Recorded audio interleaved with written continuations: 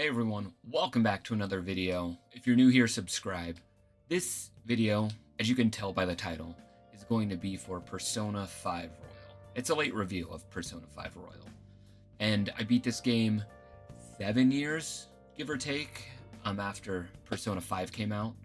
And I'm sure if you're here, you've probably played Persona 5, Persona 5 Royal, familiar with the series, or maybe you're new here because maybe the hype that you have for Persona 6. And yeah, we'll get right into it. I enjoyed this game.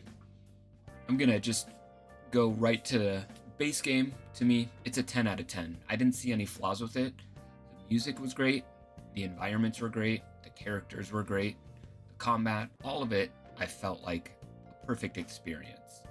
But if I did have to choose one thing that wasn't perfect, to me, it's Haru. And it's not even her character, it's the way that she was introduced. Because you have her helping Morgana, but then also it felt like she kind of tagged along after her dad's death. So I feel like that could have been fleshed out a little bit more, making her feel maybe more important or vital to the Phantom Thieves. But to me, it felt like it was all coincidental for her being a Phantom Thief. I didn't have a problem with her. I really enjoyed her in combat, and I did use her a lot. But I really felt like if there was a weak link to the Phantom Thieves, it would be Haru's story being told. I felt like every other character had a great reason to be a Phantom Thief, because to me, it felt like a band of misfits joining forces, and Haru didn't really fit that mold to me. It just was like, hang on, I don't really have anywhere to go, so I'm going to join you guys. And I mean, it was fine, but to me, it just felt like she was different than the rest of the Phantom Thieves. When I started to play this game, I wondered how this would all tie together.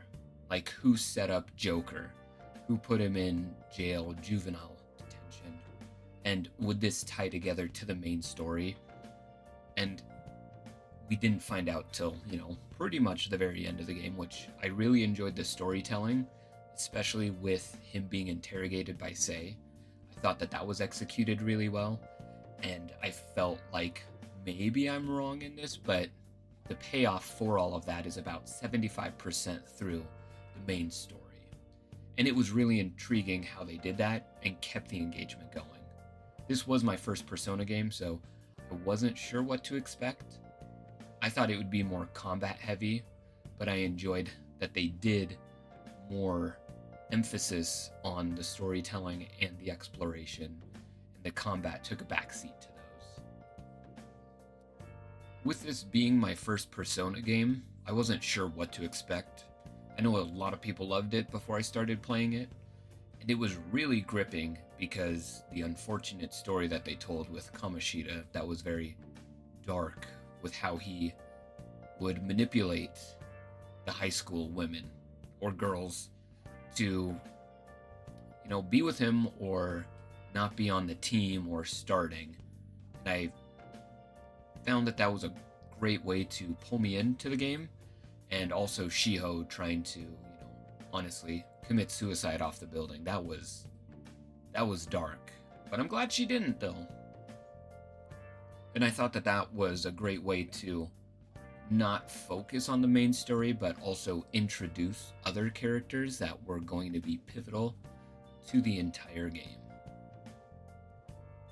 And like I said, I feel like the base game of Persona 5 is a 10 out of 10, a perfect game, however you want to say it. But to me, Royal is where it's not like I hate it, but I didn't enjoy it as much as the base game.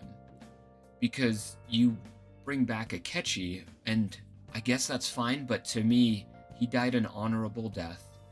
He knew that he was essentially repenting for his sins, and he went out with, to me, I felt like knowledge and understanding that this is what he should do and sacrifice himself for all the bad things that he did. And when they brought him back, I just felt like he was a dick throughout all of the Royal part for Persona 5 Royal. And I understand that, you know, he kind of was in the base game, but to me, he felt more like a detective that wanted to understand things and was more thought provoking. But when you play with him in Royal, it felt like he was the polar opposite of who he was. And I know that you are playing with the cognitive version of Akechi, but I felt like Akechi wasn't needed. I know that they wanted to bring him in, but to me, it felt like they could have had interactions between Joker and the rest of the Phantom Thieves, where they realize that the reality that they're in is not their true reality. And yes, Akechi did help let them all understand and realize that, hey, we need to go back to our true reality.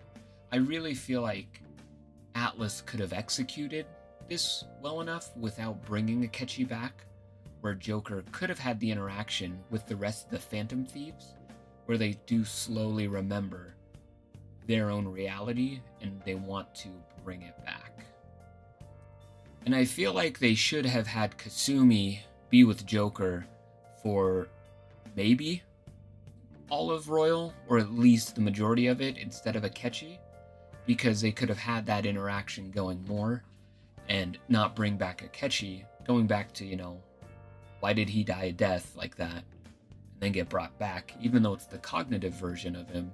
Because even at the end, where you get the true ending after defeating Maruki, Joker sees what he thinks is Akechi in the reflection.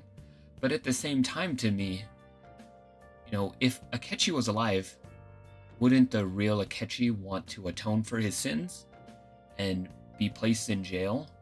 So if that were true, what's the point of bringing him back just to put him in jail for however long? Because he knows what he did and he wanted to make it right. So honestly, I feel like, as cool of a throwback as that was, it's useless to me because he would just go right to jail. And with that being said, I'm going to go off on a little tangent and say I don't understand what Atlas does with their DLC, because I know that they fuse it with their base game, especially for Persona 5, where Kasumi wasn't in base game, but she was for Royal. And to me, I don't understand that, because why not give everybody access to the full game right away? Why do they need to have us players wait for the Ultimate Edition, the Royal Edition, whatever you call it, and then maybe pay twice? I didn't do that. I honestly waited for this to go on sale for $10 and then I got it. And that's what I'm going to do with Persona 6. I do not mind waiting another 2 to 3 years for the Royal Uber Edition, whatever they decide to call it, to come out, and then pay for it at a discount. I'm perfectly fine waiting for that, and I feel like Atlas should have DLC that's standalone and not intertwined with the main game, so consumers don't feel the need to possibly pay for it twice. I just really don't understand how they can have that as a business model and think people are going to pay twice full price for one game. These games are big enough as it is, and I can't sit here and think, yes, I'm going to pay twice full price for a game that I played 100 hours, and now I'm going to pay to play it twice with an additional maybe 20 hours on top of that. I really just wanted to say that last part because I feel like it would be nice if you could just buy the DLC separately and then play that instead of possibly having to go through the entire game again. But I did enjoy my experience with Persona 5 Royal. I don't think I'm going to play it again just because this game is long. It took me 115 hours on the save file from what it says to beat it, but I died a few times or I forgot to save, so it probably took me about 130 hours in total to beat this game. But I did enjoy my time with it, and I do feel like if you are a JRPG fan and you haven't played this, you should probably put it on your must-play games. But again, I don't feel like any game is a must-play unless you're a fan of either the series or the genre that it's in. With that being said, thank you for being here. Until next time, take care.